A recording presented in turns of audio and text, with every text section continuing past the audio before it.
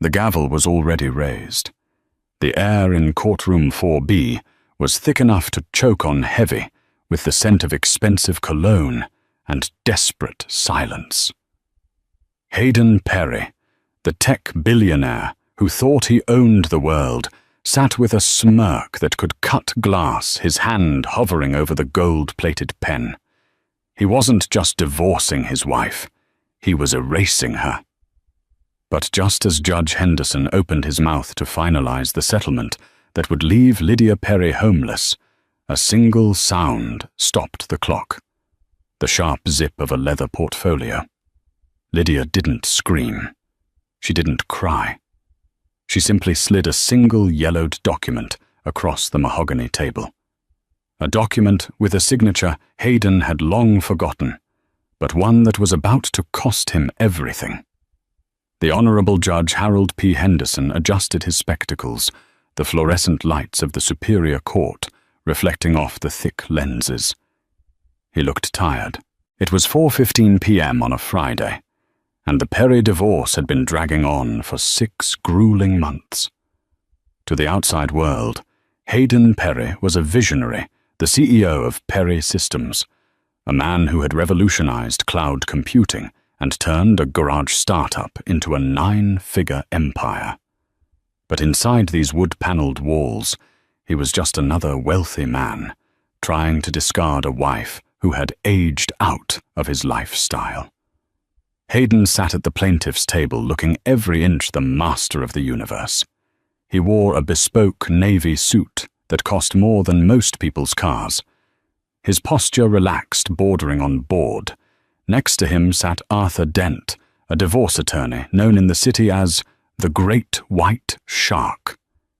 Dent was currently checking his watch, clearly eager to get to his weekend tea time. On the other side of the aisle, the atmosphere was starkly different. Lydia Perry sat with her hands folded in her lap. She wore a simple grey dress, outdated by at least 3 seasons. Her hair, once a vibrant chestnut, was pulled back in a severe, no-nonsense bun. She looked small, defeated. Next to her was Sarah Jenkins, a public defender who had taken the case pro bono when Hayden froze all of Lydia's accounts. Sarah looked out of her depth shuffling papers with nervous energy. "Mr. Dent." Judge Henderson sighed, rubbing his temples. "We have been over the assets 3 times. Your client asserts that Mrs. Perry contributed nothing to the formation or success of Perry Systems, and per the state statutes regarding equitable distribution, is entitled only to what she brought into the marriage. Is that still your position?" Arthur Dent stood up, buttoning his jacket, with a smooth, practiced motion. "It is your honor. The facts are indisputable. When Mr. Perry founded the company in 2008, Lydia was working as a junior librarian. Her income was negligible. She did not invest capital. She did not write code. She managed the household, a task, I might add, that was largely outsourced to a staff of 3 once the money started coming in. We are offering a generous lump sum of $50,000 to help her get settled. Frankly, Your Honor, it's charity." A ripple of murmurs went through the gallery. $50,000. It was an insult. It wouldn't even cover rent in the city for a year. Hayden leaned back, catching Lydia's eye. He winked. It was a cold, predatory gesture. He mouthed one word. "Done." Lydia didn't flinch. She just stared at the grain of the wood on the table, her face unreadable. $50,000. Judge Henderson repeated, his voice flat. "For a marriage of 15 years. It's a short-term marriage in the grand scheme of assets, Your Honor," Dent argued smoothly, "and considering Mrs. Perry's indiscretions, we feel it is more than fair." This was the narrative they had spun. They had painted Lydia as a leech, a woman who sat on the couch eating bonbons, while Hayden toiled away to build the future. They claimed she was emotionally unstable, distant, and perhaps even unfaithful, Though they had no proof of the latter, the accusation alone was enough to tarnish her in the court of public opinion. "Mrs. Jenkins," the judge turned to Lydia's lawyer, "do you have a counter-proposal, or are we ready to conclude this?" Sarah Jenkins stood up, her voice trembling slightly. "Your Honor, my client. She supported Mr. Perry for 5 years before the company made a dime. She paid the rent. She bought the groceries. She—" "Irrelevant," Dent cut, in not even looking at her. "Paying for groceries in 2008 does not entitle one to half of $1 billion conglomerate in 2024. The law is clear on premarital versus marital assets, and since the company was incorporated before the wedding ceremony, strictly speaking, it is separate property." Hayden tapped his fingers on the table. Tap, tap, tap. He was winning. He always won. He looked over his shoulder at the back of the courtroom. Sitting in the back row, wearing oversized sunglasses and a scarf that did little to hide her identity, was Sasha.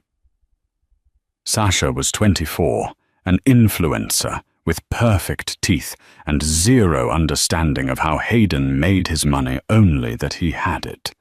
She blew him a subtle kiss. Hayden turned back to the judge. He was ready to start his new life. A life without the anchor of a middle-aged librarian dragging him down. "Judge," Hayden spoke up, his voice rich and baritone, designed to command boardrooms. "I just want to be fair, but I also want to be free. I built this company from nothing. Lydia, she's a good woman, but she doesn't understand business. She doesn't understand the pressure. I'm trying to protect the company's but also whole future." "By leaving your wife destitute?" Judge Henderson asked sharply. "She's capable of working." Hayden shrugged. "The library is always hiring." Lydia's head snapped up. For the first time all day, there was fire in her eyes. The library comment. It wasn't just an insult. It was a specific, targeted dagger. He knew how much she had loved that job, and he knew he was the one who forced her to quit it 10 years ago, because a CEO's wife shouldn't be shelving books. Sarah Jenkins leaned down to whisper to Lydia. "Lydia, we might have to take the 50,000. The judge is looking at the clock. Dent has buried us in paperwork. We don't have the resources to fight a forensic audit." Lydia looked at Sarah. Then she looked at Hayden, who was checking his cuticles. She looked at the judge, who was reaching for his stamp. "No," Lydia whispered. "What?" Sarah blinked. "No," Lydia said louder this time. She stood up. The chair scraped loudly against the floor, a harsh sound that silenced the room.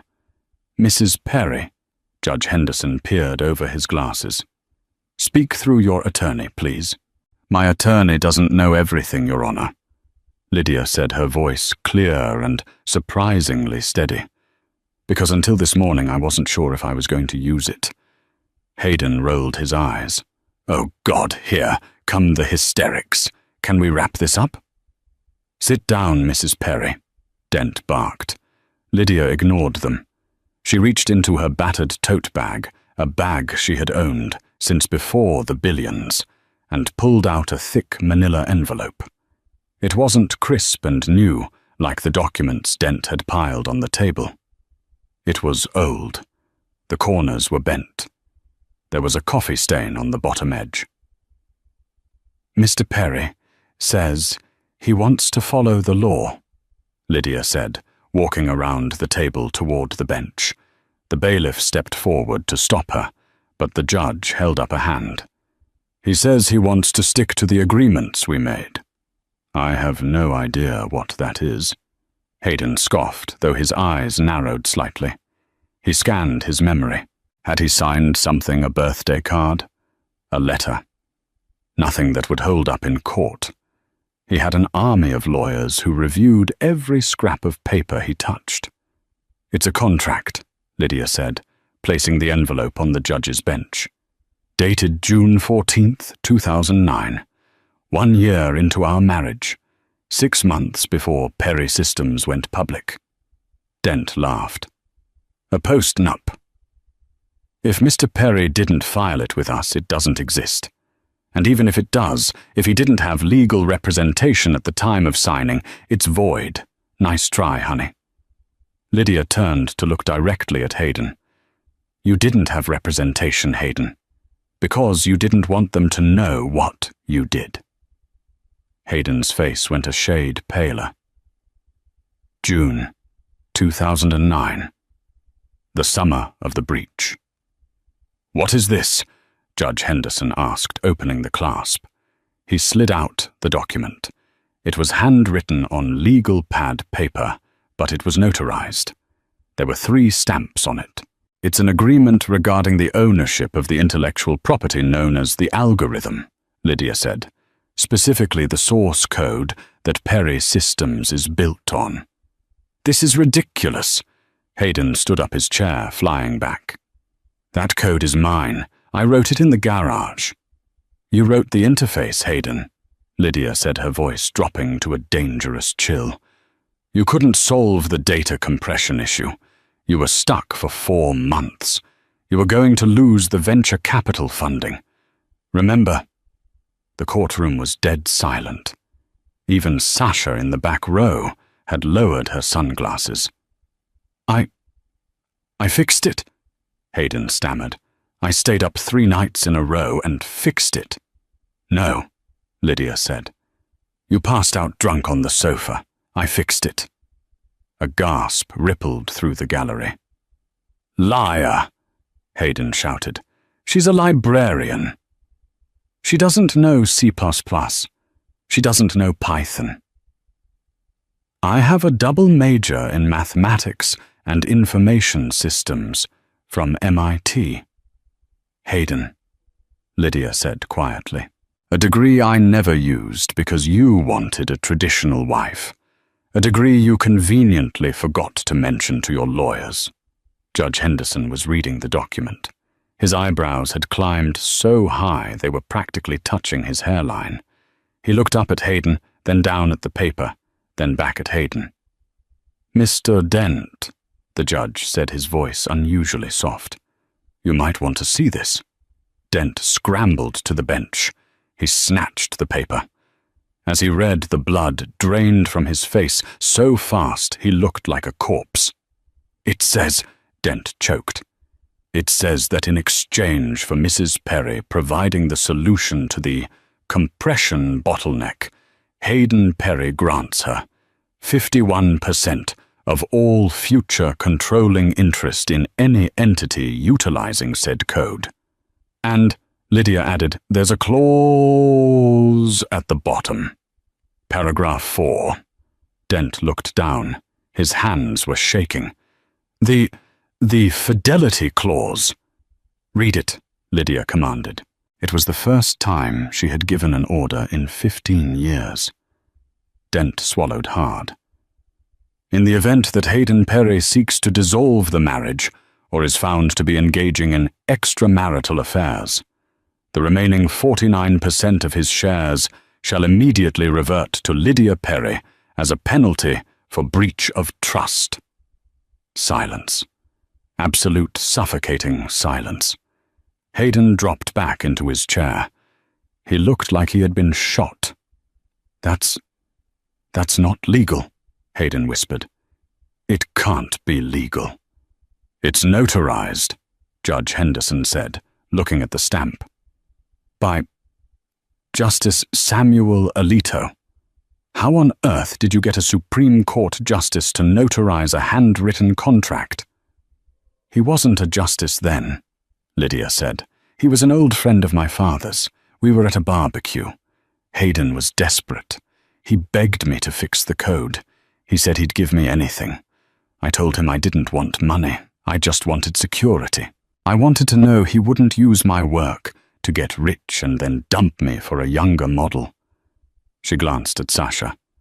Looks like I was right to worry. The chaos that followed Lydia's revelation was unlike anything the Superior Court had seen in a decade. Arthur Dent, usually the most composed man in the room, was frantically texting his firm's senior partners. Hayden sat frozen, his eyes wide and unseeing, staring at the yellowed paper that had just vaporized his net worth. Judge Henderson banged his gavel not to silence the room, but to wake Hayden up. "Mr. Dent, I'm going to assume you need a recess to discuss this development with your client."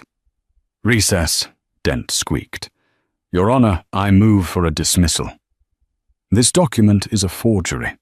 It has to be." "My client would never sign away his company." "It's not a forgery, Arthur," Hayden whispered. His voice was hollow. Dent whipped around. "Shut up. Don't speak." "I remember," Hayden said, looking at Lydia with a mixture of horror and awe. "It was the night of the barbecue. I was so stressed. The investors were pulling out the next morning if I didn't have the prototype working. I couldn't figure out the compression. The servers kept crashing. I was crying. I was actually crying in the kitchen." Lydia nodded slowly. "You were. You told me you were a failure. You told me you were going to lose the house. So I took your laptop. I sat at the kitchen island for 6 hours. I rewrote the kernel. And Hayden rubbed his face, the memory flooding back through the fog of arrogance he had built up over the years. "I was so happy. When you showed me it worked, I told you I'd give you the moon. You grabbed a legal pad and said, 'I don't want the moon. I just want this.' You signed it," Lydia said. "And then you toasted with a beer and said, 'It doesn't matter, Lyd. We're partners forever anyway. What's mine is yours.' Do you remember saying that?" Hayden didn't answer. The irony was suffocating him. "This changes the jurisdiction," Judge Henderson said, leaning forward. "This is no longer a simple divorce case. This is a corporate ownership dispute involving billions of dollars. However," the judge paused, a glimmer of steel in his eyes, "the infidelity clause is a matter of contract law within the marriage. Mr. Dent, you opened this hearing by stating the facts were indisputable. Is it your position that Mr. Perry has not been unfaithful?" Dent opened his mouth, but before he could lie, the courtroom doors swung open with a bang. A tall, broad-shouldered man in a cheap trench coat walked in. He wasn't a lawyer. He looked like a private investigator who had spent too many nights in a surveillance van. He walked straight up to Sarah Jenkins and handed her a USB drive. "Sorry I'm late," the man grunted. "Traffic on the I-95. Sarah Jenkins, who had been watching the scene unfold with stunned delight, plugged the drive into her laptop and connected it to the courtroom's projector system. "Your Honor," Sarah said, finding her voice, "if we are debating the validity of the fidelity clause, I believe this evidence is relevant." The screen behind the judge flickered to life. It wasn't grainy, blurry footage. It was 4K high-definition video. It showed Hayden Perry on a yacht. The date stamp was from 3 weeks ago. He was holding a champagne bottle in one hand and Sasha Miller in the other. They were clearly not discussing business strategies. "Turn it off," Hayden roared, jumping up. "This is an invasion of privacy." "It was filmed in a public harbor," Sarah said calmly. "No expectation of privacy on the deck of a yacht, Mr. Perry." The video continued. In the audio crisp and clear over the courtroom speakers, Hayden's voice could be heard. "Don't worry about the old hag, babe. My lawyers are going to crush her. She'll be lucky if she walks away with the Toyota. Once the divorce is signed, we're taking the jet to the Maldives. I'm buying you that island." The old hag. Lydia watched the screen, her expression unchanging. She had known. Of course she had known.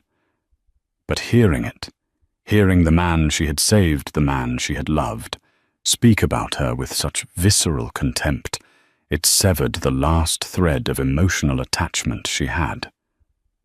In the back row, Sasha Miller suddenly stood up. She wasn't looking at Hayden with love anymore. She was looking at the screen, then at Lydia, and doing the math. If Lydia owned 100% of the company, Hayden was broke. Sasha grabbed her handbag. She didn't look at Hayden. She turned and walked out of the courtroom, her heels clicking a fast retreat. The door slammed shut behind her. Hayden watched her go. He reached out a hand as if to stop her, but his hand fell limp. He was alone. "Well," Judge Henderson said, looking at the paused image of Hayden on the screen. "That seems definitive." "Your Honor," Dent stammered, sweat beading on his forehead. We request a continuance. We need to authenticate the handwriting on the contract. We need to. You can have a continuance for the formalities, the judge said, but the court is inclined to enforce the notarized document absent compelling evidence of fraud. And frankly, Mr. Dent, your client, just admitted to signing it on the record.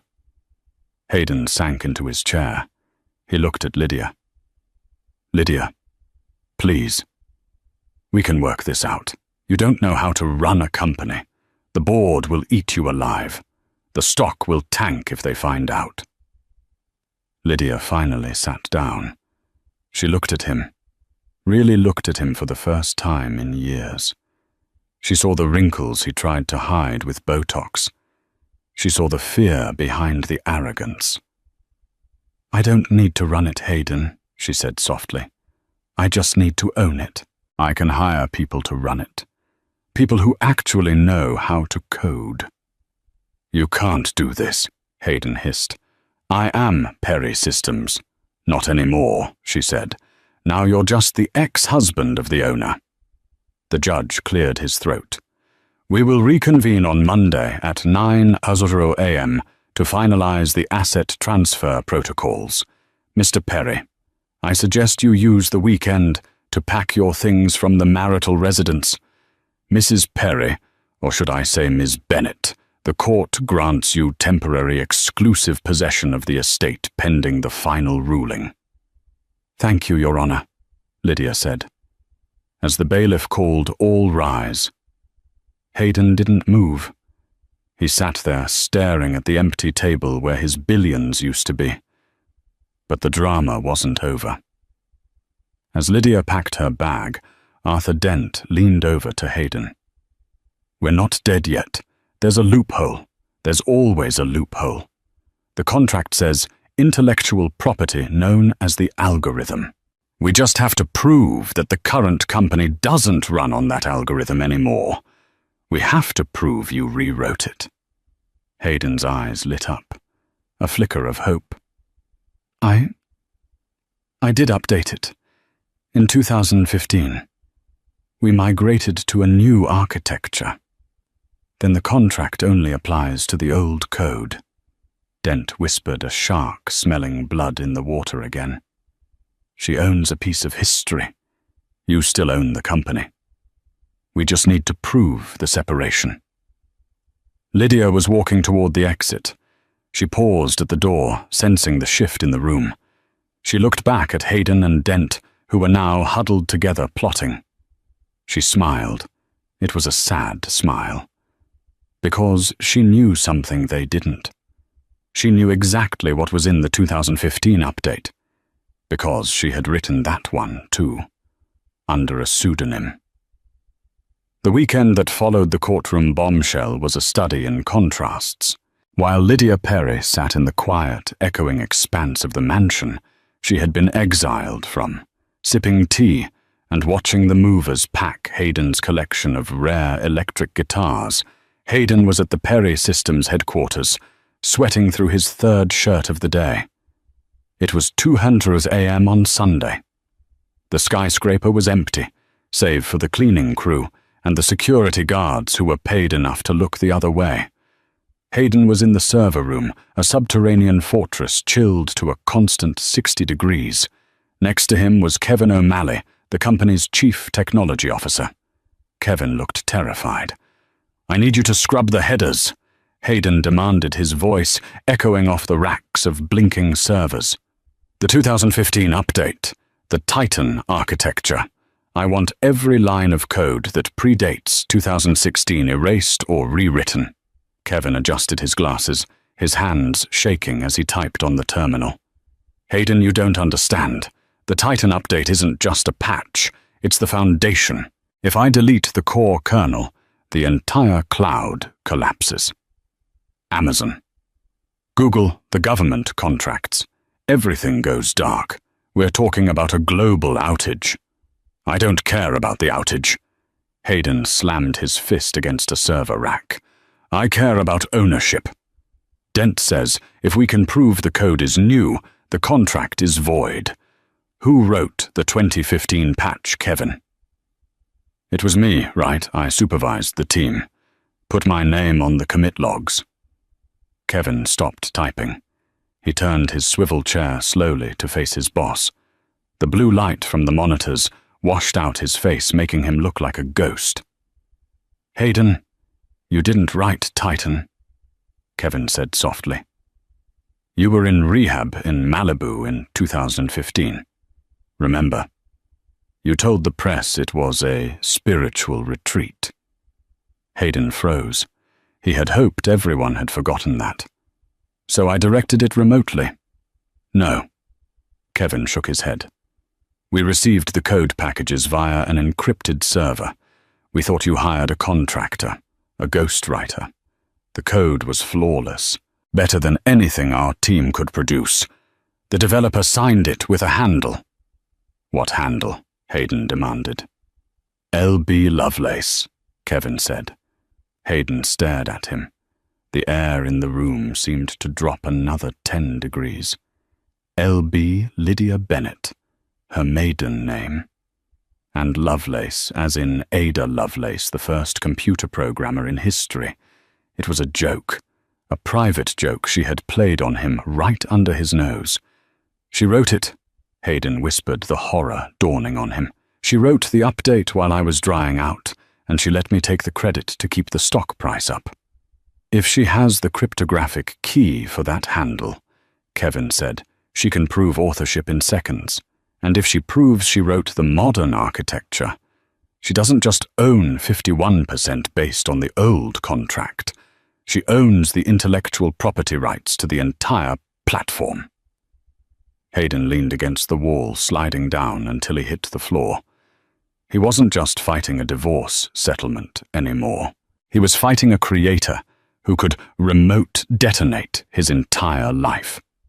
Meanwhile, back at the mansion, Lydia was in Hayden's home office. She wasn't gloating. She was working. She had found Hayden's private safe behind a painting of himself naturally. She didn't have the combination, but she didn't need it. She knew Hayden. He was arrogant, but he was lazy. She tried the date of the company's IPO. Click. The light turned green. Inside, she didn't find cash. She found leverage. There were folders on the board members, blackmail material, photos of Senator Davies at a party he shouldn't have been at, financial records showing the CFO Carter Banks was skimming off the top of the employee pension fund. Hayden had built his empire on fear and secrets. He kept everyone in line by holding a knife to their throats. Lydia sat back in the leather chair that was too big for her. She thumbed through the file on Carter Banks. "You wanted a war, Hayden," she murmured to the empty room. "But you forgot that the person who builds the castle knows exactly where the structural weaknesses are." She took out her phone and dialed a number she hadn't called in years. "Hello," a groggy voice answered. "Lydia, it's 3 a.m. "Wake up Sarah," Lydia said to her lawyer. "I need you to draft some subpoenas, and I need you to hire a forensic accountant. I found the bodies. Now we just need to dig the graves. Monday morning arrived with the subtlety of a hurricane. The news of the divorce hearing had leaked, likely thanks to Sasha Miller, who had sold her story to TMZ over the weekend for a quick payout. The headline read, "Billionaire's ex-wife claims she built the empire." The stock price of Perry Systems had opened down 12%. The sharks were circling. The emergency board meeting was scheduled for 9:30 a.m. The boardroom was a glass-walled cage on the 50th floor overlooking the city skyline. 12 men and 1 woman sat around the oval table. They looked nervous. Hayden stormed in at 9:01 a.m. He looked terrible. His eyes were bloodshot, his suit was wrinkled, and he reeked of coffee and desperation. Arthur Dent trailed behind him, looking equally haggard. "It's under control," Hayden announced before he even sat down. "The document is a forgery. We're filing a motion to dismiss. The stock will rebound by noon." "That's not what the market thinks, Hayden," said Carter Banks, the CFO. He was a slick man with greased back hair and a smile that never reached his eyes. "Investors are panicked. They're saying if Lydia Perry triggers the ownership clause, we're looking at a hostile takeover from within." "She's a librarian," Hayden shouted, slamming his hand on the table. "She doesn't know how to run a tech company. She's bluffing." The double doors at the end of the room opened. Lydia Perry walked in. She wasn't wearing the grey, outdated dress from court. She was wearing a sharp, tailored white suit. Her hair was down, blown out in soft waves. She didn't look like a scorned wife. She looked like a CEO. Sarah Jenkins walked beside her, carrying a laptop. "I'm not bluffing, Hayden," Lydia said, her voice projecting effortlessly across the room. "You can't be in here," Dent yelped. "This is a closed session for board members only." "I am the majority shareholder," Lydia said, calmly pulling out the chair at the head of the table opposite Hayden. "Or I will be as soon as Judge Henderson stamps the order this afternoon. I'm here to save the company you're currently driving off a cliff." "Security!" Hayden yelled. "Get her out of here!" 2 guards stepped forward, but stopped when Lydia held up a hand. "Gentlemen," Lydia said to the guards, "if you touch me, you're assaulting the owner of this building. Furthermore, Mr. Perry's authorization to issue orders is currently suspended." She turned to the board. "I know what Hayden has told you. He told you I'm a leech. He told you I'm incapable. But here is the reality." Sarah Jenkins connected the laptop to the boardroom screen. A stream of complex code appeared, cascading lines of green text on a black background. "This is the source code for the Titan architecture," Lydia said. "The backbone of your entire operation. Hayden claims he wrote it in 2015. But if you look at the metadata, you'll see the author signature, L.B. Lovelace." "A contractor," Hayden spat. "We hired a contractor." "Lydia Bennett," she said, tapping her chest. "Lovelace, my cryptographic key is on this USB drive. I can decrypt the kernel right now. Can you, Hayden?" Hayden went silent. The board members exchanged glances. They were money men, not coders, but they understood power. And right now the power was shifting. "So what?" Carter Banks sneered. He leaned back, crossing his arms. He was the one person Lydia was worried about. He was Hayden's attack dog. "Let's say you wrote some code 10 years ago. That doesn't qualify you to lead a Fortune 500 company. We need stability. Hayden is the face of the brand." The face of the brand was caught on a yacht calling his wife a hag and bragging about hiding assets, Lydia countered. "That video has 3 million views. The brand is toxic, Carter, and so are you." Carter blinked. "Excuse me." Lydia slid a manila folder across the long table. It spun perfectly, stopping right in front of Carter. "The pension fund," Lydia said simply. Carter's face went white. "I found the ledgers in Hayden's safe." Lydia continued addressing the rest of the board. "Carter has been funneling 3% of the employee retirement fund into a shell company in the Caymans. Hayden knew about it. He used it to keep Carter loyal." The room erupted. 3 board members stood up, shouting. Hayden looked at Carter, then at Lydia, his mouth hanging open. He had forgotten the safe. He had been so focused on the code, he forgot the physical evidence of his corruption. "This is a lie," Carter screamed, standing up. "She's fabricating evidence." "The forensic audit I ordered this morning says otherwise," Lydia said coolly. "The FBI is on their way to the Cayman Bank as we speak." You witch," Hayden hissed. "I'm not a witch, Hayden," Lydia said, standing up and leaning over the table, her eyes locking with his. "I'm the woman who fixed your mistakes for 15 years. I'm just done doing it from the shadows." She looked around the room. "I'm calling for a vote of no confidence in the CEO and the CFO, effective immediately." The silence was heavy. The board members looked at Hayden, who was trembling with rage. They looked at Carter, who was sweating. And then they looked at Lydia, who stood tall, radiating the kind of competence they hadn't seen in this room in years. "I second the motion," said a voice. It was William Sharp, the oldest member of the board, a man Hayden had always ignored. "All in favor?" Lydia asked. Hands went up, one by one, until only Hayden and Carter were left with their hands down. "You can't do this!" Hayden screamed, grabbing his water glass and hurling it at the wall. It shattered, showering the carpet in shards. "I built this, me!"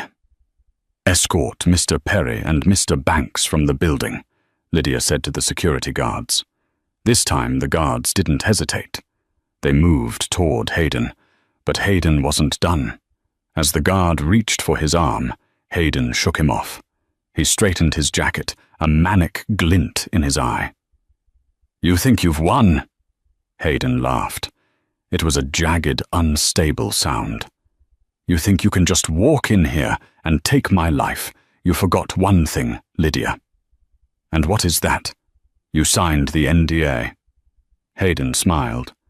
"The non-disclosure agreement. When you fixed the code in 2009, you signed a standard contractor NDA to protect the company's secrets. It forbids you from disclosing proprietary information to third parties." "So," Lydia frowned, "you just showed the source code to Sarah Jenkins." Hayden pointed at the lawyer. "And you showed the pension files to the board before they were authorized. That's a breach of contract, a federal crime, theft of trade secrets." He pulled out his phone. "I already called the police. They're in the lobby." The victory in the boardroom lasted exactly 4 minutes. The elevator doors pinged, and 4 uniformed police officers, accompanied by 2 detectives in suits, stepped onto the executive floor. Carter Banks, who had been on the verge of vomiting, suddenly straightened up. This was their contingency plan. The poison pill. "Lydia Perry?" the lead detective asked. He was a grim-faced man named Detective Miller. "That's me," Lydia said, her heart skipping a beat.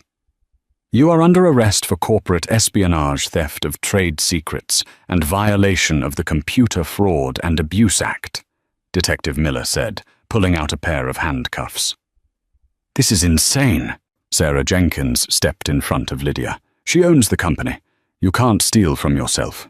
"Currently, the company is owned by Perry Systems, Inc., Arthur Dent interjected, stepping out from behind Hayden. His confidence was back. "Mrs. Perry is merely a claimant in a divorce proceeding. Until the assets are transferred, she is an unauthorized civilian who just hacked into our mainframe and accessed classified financial documents." She didn't hack anything, Sarah argued. She opened a safe. She bypassed digital security locks, Hayden lied smoothly. And she broadcasted proprietary code on that screen. That code is worth billions. She just compromised our trade secrets. The detective looked at Lydia. Ma'am, turn around and place your hands behind your back. Lydia looked at Hayden. He was smiling. It was the smile of a man who knew how to game the system. He knew he couldn't win on the facts, so he was using procedure to crush her. He would tie her up in criminal court for years. By the time she got out, the company would be gutted.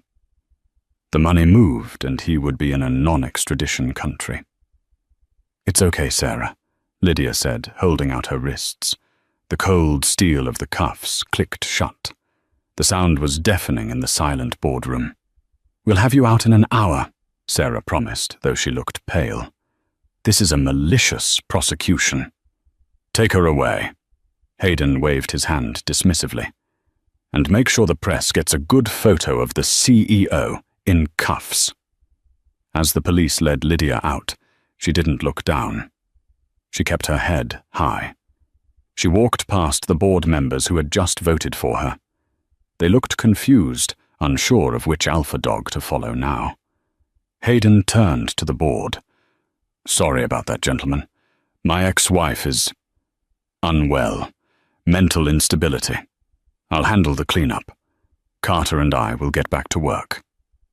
He thought he had won. He thought he had cut the head off the snake.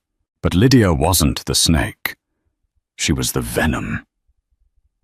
As she was led into the elevator, Lydia caught the eye of William Sharp, the board member who had seconded her motion. She gave him a tiny, almost imperceptible nod. William Sharp checked his watch. He waited until the elevator doors closed. Then he looked at Hayden Perry. Hayden, William said, his voice gravelly. There is one problem with your theory.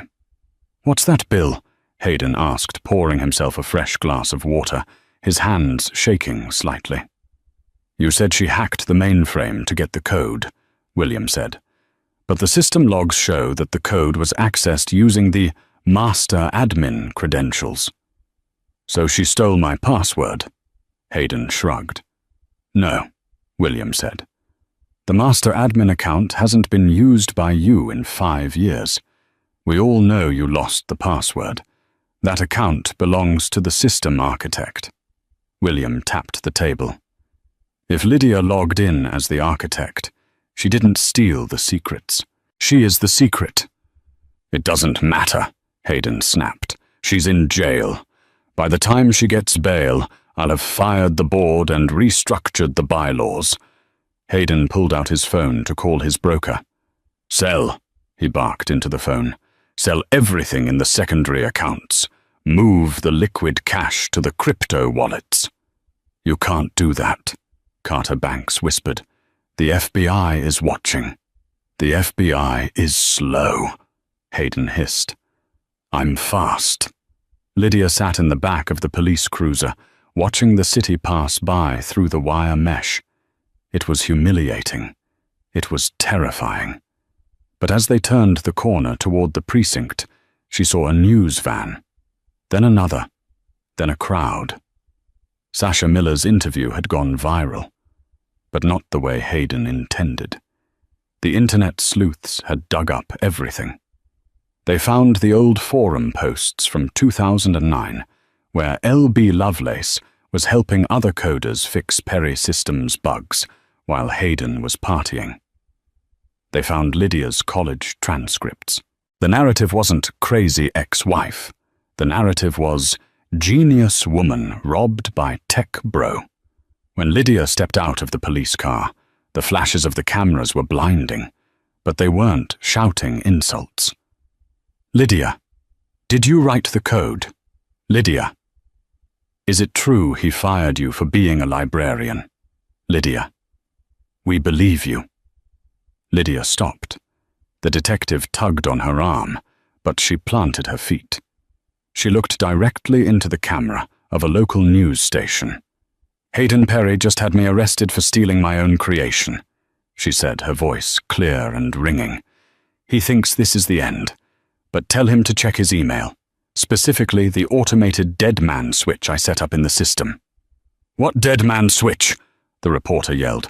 "If I don't log in every 24 hours, Lydia smiled, a dangerous, razor-sharp smile. "The Titan protocol reverts to its factory settings, which means in exactly—" She checked the dashboard clock of the police car. 45 minutes, Perry Systems ceases to exist. The detective shoved her toward the station doors. "Keep moving." But the message was sent. Back in the boardroom, Hayden's phone buzzed, then Carter's, then every phone in the room. "System alert. Critical failure imminent. Authorization revoked. Initiating data wipe in 44, 59. Hayden stared at the screen. The color drained from his face until he looked like a wax figure. He didn't need a lawyer anymore. He needed a hacker. And the only hacker who could stop it was sitting in a holding cell wearing handcuffs he had put on her. The drive from the Perry Systems Tower to the 4th Precinct usually took 20 minutes. Hayden Perry made it in 9. He was in the back of his Maybach, screaming at his driver to run red lights. On his lap, his laptop was open, displaying the countdown that was currently being broadcast on every screen in his company's headquarters. Time remaining: 28. 15. "Faster," Hayden shrieked, slamming his hand against the leather partition. "If we hit traffic, I will fire you and sue your entire family." Next to him, Arthur Dent was hyperventilating into a paper bag. The lawyer had realized that if the company dissolved his firm's retainer, worth $3 million a year, dissolved with it. "We need a judge," Dent wheezed. "We need an emergency injunction to stop the code execution." "There is no judge who can type code," Hayden yelled. "The server is encrypted. She's the only one with the key. We have to get her to type it in." They screeched to a halt in front of the precinct. Hayden didn't wait for the driver to open the door. He scrambled out, tripping over the curb, his expensive Italian suit tearing at the knee. He didn't care. He burst into the station lobby like a madman. "I need to see Lydia Perry," he shouted at the desk sergeant. "Right now." The sergeant, a woman who looked like she had absolutely no patience for billionaires in torn suits, didn't even look up from her paperwork. "She's being processed. You can wait." "I can't wait." Hayden slammed his hand on the desk. "Do you know who I am?" "I am Hayden Perry. And in 26 minutes, the global cloud infrastructure is going to crash. Hospitals will go offline. Banks will freeze. You have to let me see her." The sergeant looked at the clock, then at Hayden. "Sounds like a you problem, sir. Unless you're her attorney, you have no visitation rights." Hayden turned to Arthur Dent. You represent her, tell them." I represent you," Dent stammered. "Conflict of interest." Hayden grabbed Dent by the lapels. "Fire yourself, then rehire yourself as her lawyer. Do it." It was a farce, a complete collapse of dignity, but the clock was ticking. 22:00. Suddenly, the heavy metal door to the holding area buzzed open. Sarah Jenkins walked out, looking calm, holding her briefcase. "Sarah." Hayden lunged at her. "Sarah, you have to stop this. The dead man switch. It's real." "I know," Sarah said, checking her watch. "Lydia told me. It's a fail-safe she built in case she was ever incapacitated. Or, falsely arrested by a vindictive ex-husband." "Get me in there," Hayden begged. Tears were actually streaming down his face now. "I'll drop the charges. I'll give her the 50,000. I'll give her the house." Sarah laughed. It was a cold, sharp sound. "Hayden, you are way past bargaining with houses. You want to save your company. You're going to have to do a lot better than that. Anything, Hayden screamed. I'll give her half, 50-50 split. Just let me in. Sarah pulled a document from her briefcase. It was already drafted. Sign this, she said. Hayden looked at it. Stipulation of settlement. What does it say? Hayden asked, his hands shaking so hard he could barely hold the paper. It says you admit to perjury. Sarah listed off. It says you admit to filing a false police report. It says you admit that Lydia Perry is the sole creator of the Titan architecture. And, she flipped the page, it transfers 100% of your voting shares to Lydia Perry immediately. 100%. Hayden choked. That leaves me with nothing. I'll be destitute. No, Sarah corrected. You'll still have your 49% of the monetary value. You'll be rich, but you won't be in charge. You won't be on the board. You won't even have a key card to the building. You will be a solent partner. Patent. Forever. Kept remaining. 30. Hayden looked at the clock on the wall. He looked at Arthur Dent, who just shrugged helplessly. If I sign this, she stops the countdown. If you sign this, I take you to her, Sarah said, and you ask her nicely. Hayden snatched the pen. He signed his name so hard the tip ripped through the paper. Done now. Take me to her. Sarah nodded to the sergeant. He's with me. Legal counsel. The sergeant buzzed them in. They walked down the grim grey hallway. The air smelled of bleach and despair. At the end of the hall in interrogation room B, Lydia Perry sat at a metal table. Her hands were still cuffed. She was staring at the wall, humming a soft tune. Hayden burst in, breathless. Lydia, stop it! Stop the code!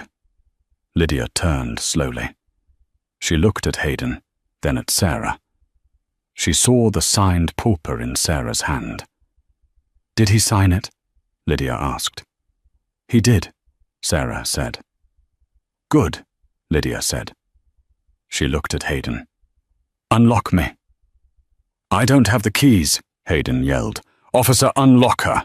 The guard grumbled but stepped forward, unlocking the cuffs. Lydia rubbed her wrists. She took her time. Lydia, please. Hayden checked his phone. 00800. 8 minutes. The reboot takes 5. We have 3 minutes to enter the key. Lydia stood up. She smoothed her white suit. I need a laptop. Hayden shoved his open laptop onto the table. Here, do it. Lydia sat down. She placed her fingers on the keys, then she stopped. One more thing, she said. Hayden looked like he was going to have a stroke. What? What else could you possibly want? You have the company. You have my dignity. What? I want you to say it, Lydia said softly. Say what? Say that I was the smart one. Lydia said, her eyes boring into his. Say that without me, you would still be in a garage trying to figure out why your code wouldn't compile. I want you to admit in front of Sarah and the camera in the corner that you are a fraud and I am the genius. Hayden's jaw tightened. His ego was the only thing he had left. To say it out loud, it was death. 0004. 00. Hayden gritted his teeth. I can't. Okay, Lydia stood up. Let it burn. No. Hayden grabbed her arm. She flinched and he pulled back instantly. Okay, I'm a fraud. And you. Hayden sobbed a dry, heaving sound. You are the genius. You fixed it. You built it. It's always been you. Lydia watched him for a second. She didn't smile. She didn't gloat. She just nodded, accepting the truth. She sat down. Her fingers flew across the keyboard. She typed in a command string that was 64 characters long.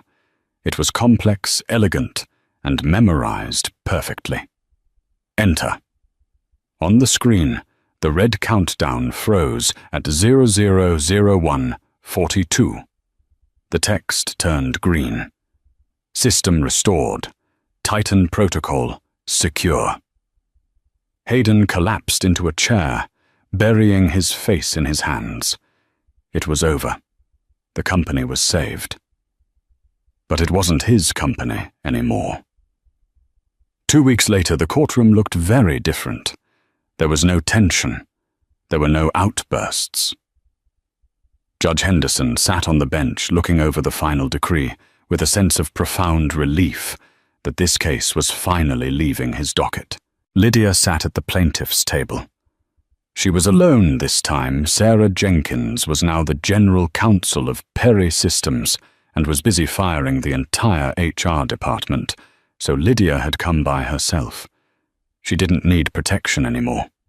Hayden wasn't there. He had been granted permission to skip the hearing. He was currently in Switzerland, resting. Or hiding. The FBI investigation into the pension fund was still ongoing, and while Lydia had agreed not to press charges for the false arrest, she hadn't promised to protect him from the feds regarding Carter Banks's embezzlement. Arthur Dent stood on the defense side, looking defeated. "Your Honor," Dent said, his voice lacking its usual boom, "we accept the terms as filed."